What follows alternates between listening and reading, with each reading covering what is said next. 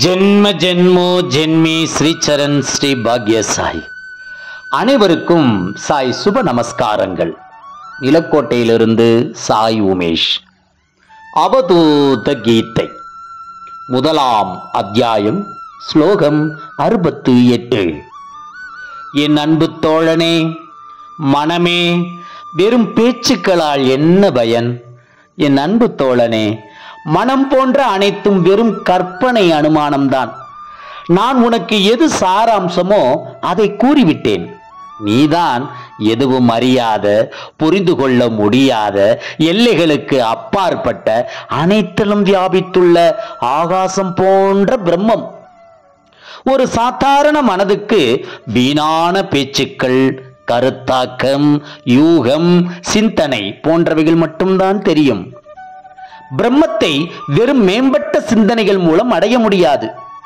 உட்புறத்தில் இருக்கும் நான் என்னும் தனித்துவம் நிறைந்த எண்ணங்கள் மற்றும் வெளிப்புறத்தில் உள்ள வஸ்துக்கள் அனைத்தையும் தனித்துவமான ஒன்று போன்ற எண்ண ஓட்டங்களை முற்றிலுமாக தவிர்க்க வேண்டும். உண்மை என்று எண்ணக்கூடிய ஒவ்வொன்றையும் மாயை என்றே எண்ண வேண்டும். மேலும் இந்த சிந்தனையை கடைபிடிப்பது அவ்வளவு சுலபமான காரியம் கிடையாது. அதனால்தான் எண்ணங்கள் நிறைந்த மனதை ஒதுக்கி வைத்துவிட்டு அது வெறும் கனவு என்று எடுத்துக்கொள்ள வேண்டும். எண்ணங்கள் அற்று போனால் துவைத எண்ண ஓட்டங்களும் உயிரற்று போய்விடும். பின்னர் அனைத்துமே பிரம்மம் என்கிற எண்ணமே மேலோங்கும். முதலாம் அத்தியாயம் ஸ்லோகம் 69.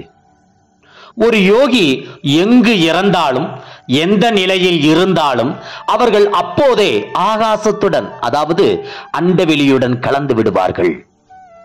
ஒரு ஜாடி உடைந்தவுடன் அதனுள் இருக்கும் வெளியானது எப்படி கட்டுப்பாடுகள் இல்லாமல் அண்டவெளியுடன் கலந்து விடுமோ அதே போல யோகிகளும் கலந்து விடுவார்கள். யோகிகளுக்கு இறப்பு கிடையாது.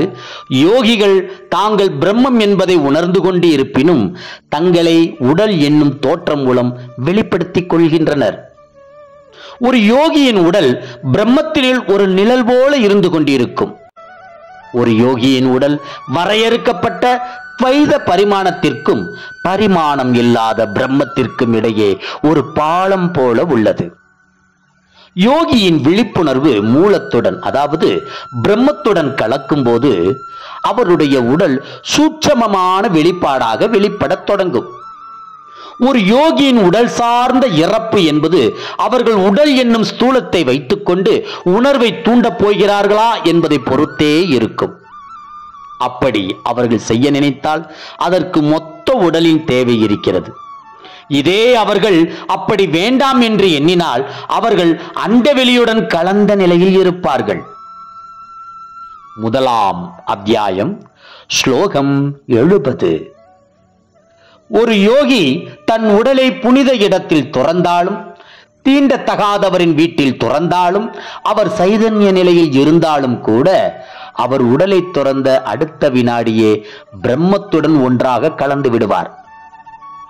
ஒரு யோகி ஸ்தூல ரூபத்தில் இருக்கும் போதே பிரம்மத்துடன் ஐக்கியமானவராகத்தான் இருக்கிறார். ஆகவே ஒரு யோகியின் உடல் இறந்தால் அது கனவு போன்ற ஒன்றுதான். நமக்கு தெளிவான கனவு ஒன்று தோன்றுகிறது என்று வைத்துக் கொள்வோம். நாம் விழித்து எழுந்தவுடன் அக்கனவுகள் கலைந்து அந்த கனவுலகத்திலிருந்து வெளியே வந்து விடுவோம் இல்லையா? அதே போலதான் ஒரு யோகிக்கும் அவருடைய மரணம். தோற்றங்களை எல்லாம் கடந்த விழிப்புணர்வில் மீண்டும் ஸ்தாபிக்கப்பட்டுள்ள ஒருவருக்கு தோற்றங்கள் இருந்தாலும் இல்லை என்றாலும் வெவ்வேறு அல்ல. தினமும் எப்போதும் யோகியின் சைதன்யம் பிரம்மத்தின் உயர்ந்த அலைவரிசைகளுடன் ஆழமாக ஊன்றி இருக்கும். அவ்வாறே தொடர்ந்து இருப்பதால் படைப்புகள் அனைத்தும் அவருக்கு கனவு போல தெரியும். ஆகவே ஒரு யோகியின் உடலுக்கு எந்த பாதிப்பு நிகழ்ந்தாலும் உடல் சார்ந்த இறப்பு என்பது அவருக்கு கனவு என்பது போலத்தான் இருக்கும். நாம் தான் அதை வேறு விதமாக புரிந்து கொள்கிறோம். ஜெய் குரு சாய். நற்பவி சாய்ராமா. ஜெய் குரு தேவ தத்தா.